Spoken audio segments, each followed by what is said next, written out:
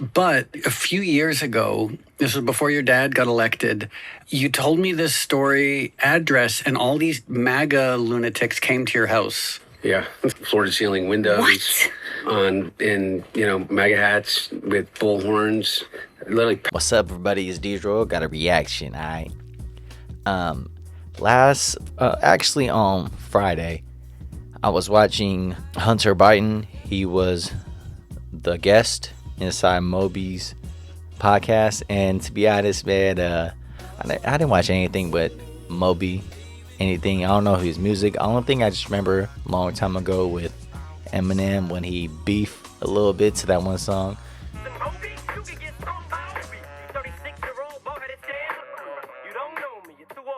One of his songs a long time ago, Moby. I forgot when he said something like that. It's a while ago. Anyway, but yeah, so Hunter Biden's on it, and he's talking about how it's the struggle it was, from the Trump fans, and it's so hard for him, and this and this, and you guys don't understand, and yeah, man, it's kind of feels. I don't feel bad. It just feels like, dude, you're an idiot, man. The way how he talks, he just complaining that everything, it's not good for him. It's like, dude, man, I'm gonna be so clips little by little right here, okay? I'm gonna have my hot tea. Published on the front page, the picture of the house, the address, aerial view of the house, the inside of the house from the realtor's, online offering of the house, description of where you could stand to see through the floor to ceiling on the road that we lived on. And literally within 36 hours, I had half a dozen to a dozen people, mostly men in, MAGA hats with bull horns, literally pounding at the front door. Melissa was alone up in that house at the time. We have Hunter Biden. We know he has a addiction on crack, not coke, not something like that. Crack. Like, crack is some cheap stuff right there. Like, you got $10 right now going to a spot and you have a problem and you're like, damn, you got $10, you're gonna be high, you're gonna be cool. $10. This dude is smoking the most cheapest things right there. But people, crackheads, man, they ain't tripping. I thought crack is done, but it's not. People still does crack. Dude, they do. People still do crack, man. Man, I mean, I was born in the 90s, and I know people that have drug problems with crack, and I have it's like older people when growing up, and you see some people, and then their teeth gets rotten and stuff. Maybe because I don't know, it's just crazy like that. But if you go right there to Hunter Biden, you see all this stuff. When you see how much money he gets, almost $1 million. And they're talking about that inside another podcast from Patrick's. He always show all his data, not his data, but all his stuff that he does with his money. He does like hookers and going over there to crack. They're going to like hotels and motels, Holiday Inn, all those things, having a good time. Man, dude, if you have a crackhead that is smoking crack and it has millions of dollars, makes me feel of Dave Chappelle. Crack. And that's crazy, man. And dude, how can you have a crackhead like this and right there? Okay, now we think about Moby. I don't know any music with him my whole life. He might be good, he might be not, but he was talking about this story that he has some mafia inside his house, and he had a person from his publisher or from his record label. They slide through just to go have fun, I guess. And he found all those people doing coke down and everything, and stuff. And the girl's like, "You're toxic," and he's like, "Thank you. That's the nice thing you ever did to me." I was having this insane Christmas party, and there were mafia people there. That was just like sex and drugs and degeneracy all over the place. And I invited someone who worked at my record company who I didn't know very well. She walked up to me and she was so mad. And she looked at me and she said, "You are chaos." And I just paused and I smiled and I said to her, "That's the nicest thing anyone's ever said about me." So, Dude, you're lying, man. Oh, oh my goodness, that thing is hilarious. Who talks like that? Like, oh, you have a drug problem. Nah, you ain't stop it. Be honest. But everything he's talking about is blaming on everybody else, but not himself. It's like, dude, understand that he's saying that he hasn't did any drugs in the last 3 years or four or something like that. But shit, do people believe? I don't know, man. I don't think people believe, but you never he does. But I remember this one where that Moby was asking him like, "Oh, I go to his house, and all they do is he just smoke. No, he just drink coffee, and he just paints." outside of our window. and I'm also going to contextualize it a bit because people listening might have the assumption like, "Oh, you were there doing glamorous things like having crazy parties." It's like, I'd been to that house a bunch of times. You would drink coffee and paint With while Bo on my Bo lap. was sitting next to you or on your lap. Yep. And then when you weren't painting, you would take Bo to look at the baby ducks. Yeah.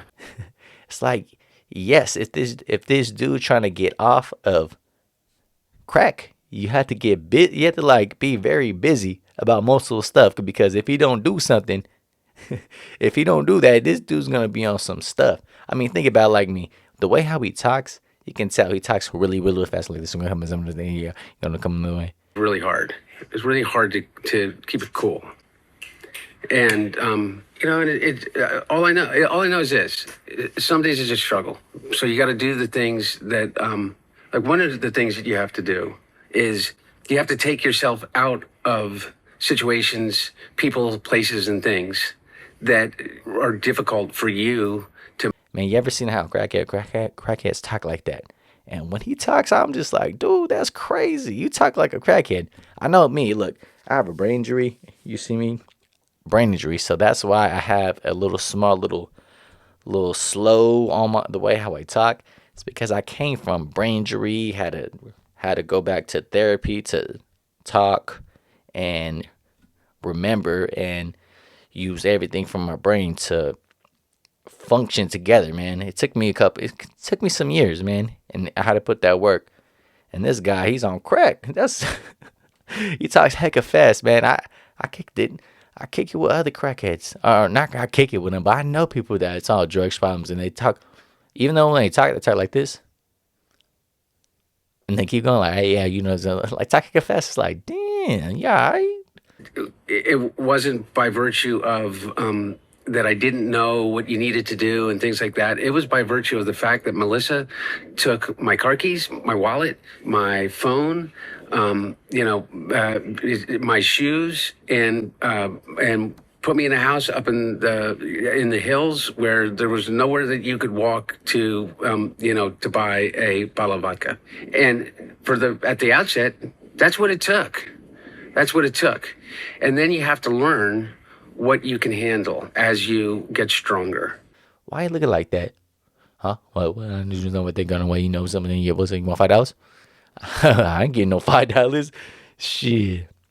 But yeah, this is freaking hilarious. And I don't know, man. If you guys watch this, I don't know if you want to watch it because it's like an hour and a half the first half. They'd have the second half. I don't even want to watch the second half at all. I watched the first about 10 minutes.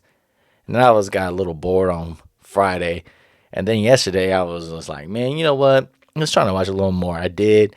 And I can't finish it all the time because he's just always complaining, all this and this and this. And you have the people on the other side that keep on having, like, You're more organized chaos. A little, yeah. But we were saying while you were, You're the opposite of chaos now. you're saying like, I'm just some like weird. kissing his ass all the time, like, oh my goodness, oh, they have your back right there. Oh, I feel so bad for you. Like, what the hell? You guys are hella dumb. That's why you like going to other people that have podcasts and they're being honest about that stuff. Like, that's why you like podcasts like that. Not somebody kiss somebody's ass as a crackhead, man. Oh my goodness, man. He was crying the whole damn time, bro. Deal with it is that, I figured out a long time ago. None of this is about me. None of this. These people don't know me to hate me. They don't know me from Adam. Even if they think they know me, they do not know me, number one. Number two is that if you have been fed all of these lies from that I am a pedophile and a sex trafficking maniac. Bye, man. Hit me in the comments. Tell me what you think about this. Like, subscribe, share love. All right. Do you like Hunter, or do you not, or what? Or do you think that he has a point, about Trump supporters or this and that and all that? I don't know, man. I just think that it's just hilarious when he's all crying about a lot of stuff that. This teacher was spending her classes telling people that I had Chinese children locked in cages inside of China, and I was running a sex trafficking ring for Hollywood liberal elite pedophiles. In school? In school, to an 8th grader. There's not much difference from that than when Fox News went on a tear that I was in some way connected to funding the Wuhan lab that created COVID. It's not too far. To be fair, that was you and Tom Hanks and Bill Gates. Tom Hanks. Yeah. And by the way, but also then it went to the entire Russian Defense Ministry held a 2-hour press conference to explain how me and George Soros were A lot of stuff. I don't know why he's crying, man. This dude, he will never get touched. He's a president's son right now, so nothing's gonna happen to him. He do like one of the most crazy stuff right there, and then they'll give him like a slap in the wrist. It's like him, he's a crackhead, man. They give him a slap in the wrist. All right. But anyways, hit me in the comments. Tell me what you think. Like, subscribe, show love. All right. Peace.